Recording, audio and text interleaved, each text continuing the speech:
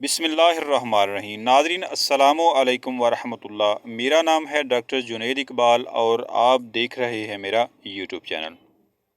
पसीने की बदबू अक्सर अफराद को मुआशरे में शदीद शर्मिंदगी से दोचार कर सकती है, मगर पसीने का आना सेहत के लिए भी ज़रूरी है। हम आज आपको बताने वाले हैं पसीने की बदबू से छुटकारा हासिल करने के 6 आसान तरीके। मगर उससे पहले आपसे गुजारिश है कि अगर आप चैनल पर नए हैं तो चैनल को सब्सक्राइब कर लीजिए ताकि हमारी आने वाली हर वीडियो आपको मिल सके। वीडियो पसंद आने की सूरत में वीडियो को लाइक कीजिए, शेयर कीजिए ताकि आपके साथ साथ दूसरे लोग भी इस वीडियो से फ़ायदा उठा सकें। तो शुरू करते हैं आज की वीडियो। गर्मी के मौसम में जिस्म को ठंडक पहुंचाने के लिए कुदरत ने हमारे जिस्म में एक निज़ाम मुरतब किया है, जिसके तहत बैरूनी दर्जा हरारत बढ़ने की सूरत में जिस्म में मौजूद पसीना पैदा करने वाले ग्लैंड्स पसीना पैदा करके जिस्म के मसामों से बाहर खारिज करते हैं, जिससे जिस्म को ठंडक भी मिलती है और गर्मी का मुकाबला करने की ताकत भी मिलती है।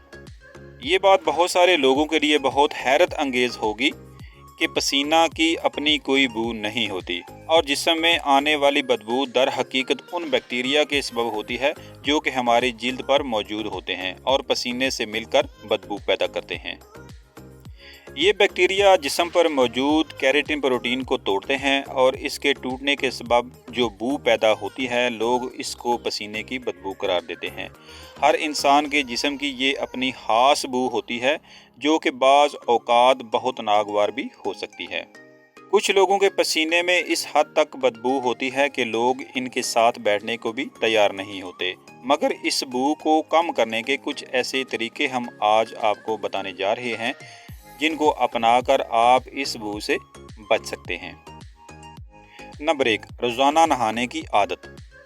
रोज़ाना नहाने की आदत जिस्म को पसीने की बदबू से बचाने में अहम किरदार अदा कर सकती है, क्योंकि इंसान जब नहाता है तो इसके जिस्म के कुछ ख़ास हिस्सों में से जहां पर बैक्टीरिया घर बना लेते हैं, जिनमें बगलें, रानों के अंदरूनी हिस्से और जिनसी अज़ा शामिल हैं, इन हिस्सों को धोने से वहां के बैक्टीरिया ख़त्म हो जाते हैं, जिससे पसीना आने पर वहां बदबू पैदा नहीं होती।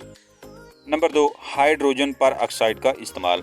बाज़ अफराद पसीने की बदबू से बहुत परेशान होते हैं। बार बार नहाने के बावजूद भी इनके जिस्म से बदबू ख़त्म नहीं होती है। ऐसे अफराद को चाहिए कि वो हाइड्रोजन पर ऑक्साइड का इस्तेमाल करें। इसके लिए हाइड्रोजन पर ऑक्साइड के महलूल से किसी कपड़े को भिगो लें।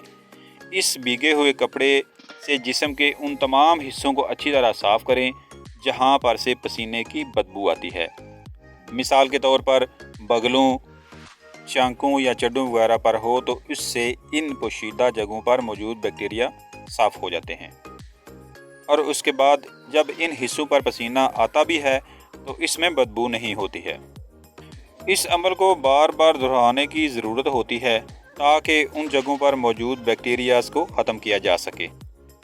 अगर आप हाइड्रोजन पर ऑक्साइड इस्तेमाल करना चाहें तो आपसे गुजारिश है कि इसको डिस्टिल वाटर में या सादे पानी में थोड़ा महलूल बनाकर थोड़ा मिक्स करके इस्तेमाल करें, क्योंकि ये बहुत तेज़ एंटीबायोटिक या एंटीसेप्टिक केमिकल होता है।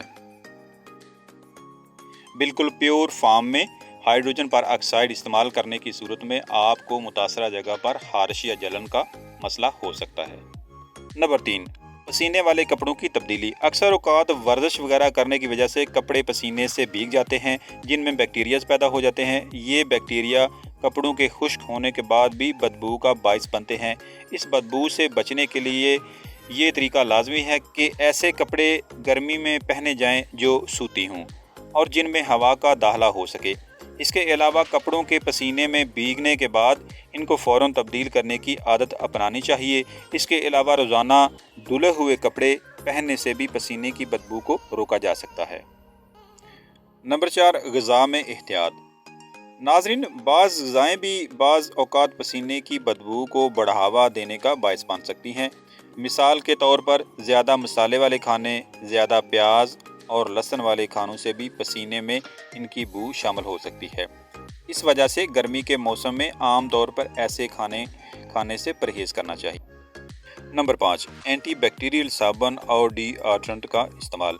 नहाने के लिए एंटी बैक्टीरियल साबुन का इस्तेमाल اور نہانے کے بعد ڈی آڈرنٹ کا استعمال اگرچہ عارضی طور پر پسینے کی بدبو کو روک سکتا ہے، مگر اس کا مستقل استعمال اس حوالے سے مفید ثابت ہو سکتا ہے کہ اس سے پسینے کی ناگوار بو کا سلسلہ نہ صرف رک جاتا ہے بلکہ اس سے ایک خوشگوار خوشبو جسم کا حصہ بھی بن جاتی ہے۔ نمبر 6، ڈاکٹر سے رجوع کرنا۔ بعض افراد زیادہ پسینہ آنے کی بیماری میں بھی مبتلا ہوتے ہیں۔ اس بیماری کو ہائپر ہائیڈروسس کہا جاتا ہے۔ اس بیماری کے شکار افراد کو بہت زیادہ پسینہ آتا ہے، جس کی وجہ سے بیکٹیریا کی نمو یعنی پیدائش بہت بڑھ جاتی ہے۔ اس وجہ سے پسینے کی زیادتی کی وجہ سے بدبو روکنے کی ہر تدبیر ناکام ہو جاتی ہے۔ اس صورت میں جلد کے ماہر ڈاکٹر یا پھر اینڈوکرائن یعنی غدودوں کا جو ماہر ڈاکٹر ہوتا ہے اس سے رجوع کرنا بہتر ثابت ہو سکتا ہے۔ امید ہے ہماری آج کی یہ تجاویز آپ کو پسند آئی ہوں گی۔ ابھی تک آپ نے ہمارا چینل سبسکرائب نہیں کیا تو برائے مہربانی چینل کو سبسکرائب کر لیجئے تاکہ ہماری آنے والی ہر ویڈیو آپ کو مل سکے۔ ویڈیو کو لائک کیجئے اور شیئر کیجئے تاکہ آپ کے ساتھ ساتھ دوسرے لوگ بھی اس ویڈیو سے فائدہ اٹھا سکیں۔ آج کے لیے اتنا ہی، ملتے ہیں نئے ٹاپک کے ساتھ نئی ویڈیو میں، تب تک دیجئے اجازت۔ اللہ حافظ۔